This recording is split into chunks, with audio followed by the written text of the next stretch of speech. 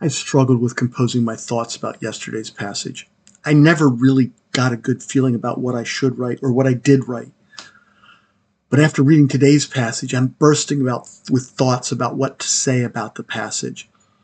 The writer begins by addressing those younger than himself and telling them to learn from his wisdom.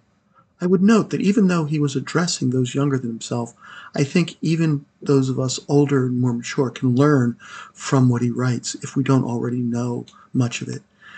By listening to what he writes, those who listen will learn to discern, to be discreet, and to guard knowledge. I actually almost miss the importance of this. From the context, I believe the writer is telling us to avoid gossiping, in particular about the next subject. Which brings me to the next subject. The writer continues by going into a warning against adultery. Specifically, he warns young men against adulteresses.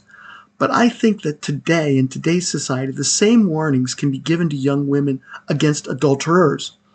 Those who actively cheat on their spouses are smooth talkers, and they sound like wonderful, but their path leads to the grave, to death, to destruction and emptiness. Getting together with another man's wife or another woman's husband can easily lead you to losing all honor and ending your life alone and in misery.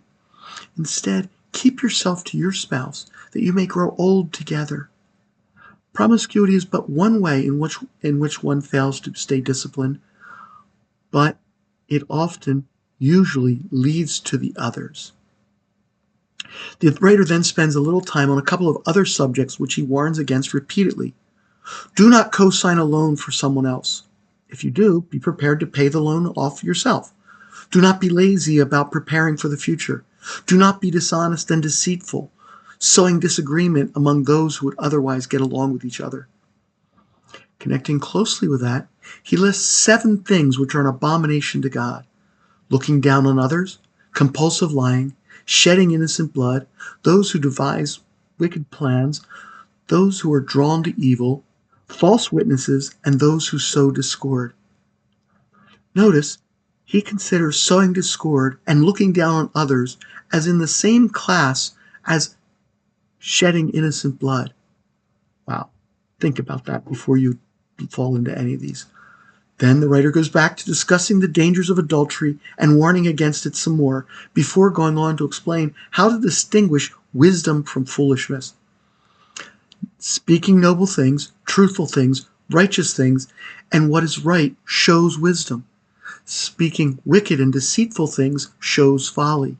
Wisdom seeks knowledge, seeks to know and understand in full what happened in a situation.